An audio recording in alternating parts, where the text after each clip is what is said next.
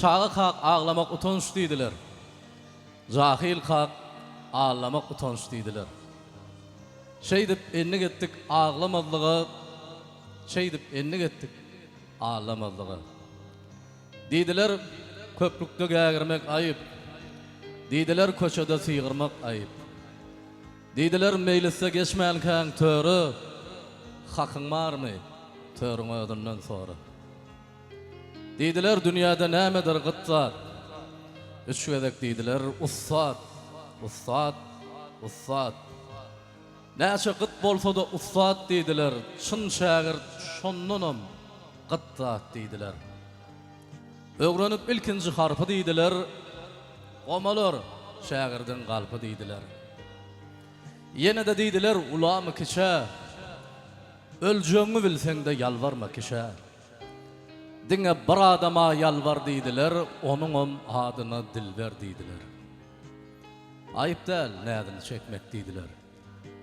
Şu näden ýüzüni sowan atmak deydiler. Yine iki merde yalvarmak bolar. Deydiler eneň hem ataň duralar. Eneňe yalvarsaň kemeler ahy, ataňa yalvarsaň galkynar ruhy. Kim etse şolara tagzim deydiler. İşravaç yaşı uzun deydiler. Yine kâne deplen tuttular adın. Deydiler gabanma özgän şöhradın. Gabanma zehinin ezelligini. Gabanma öz joran gözelligini. Gabanma öz ärin gerçekligini. Gabanma öz gelinin alçaklygyny. Ne nädlerin ne de sözlerin gaban. Diňe oynaklatsa gözlerin gaban. Deydiler, oğlanlar aýdaýynmy? Deydiler erkekden belentdir ayal. Ona hem şüýnüp berdiler sowal.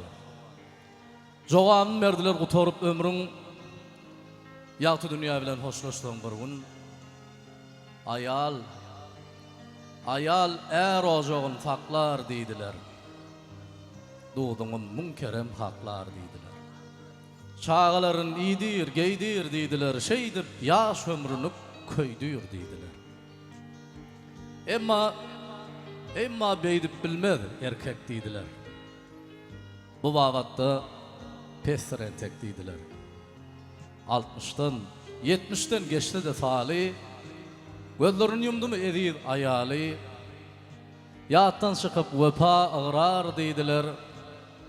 İkinciyin gözlerini ılgar deydiler. Deydiler, kändat, kävirisi ansat, köpüsü kıyındat. Ansatın hemmeler başar deydiler. Şu kıyının başarmakta iş var deydiler. Kıyınan bolsa şudur vesiyet deydiler.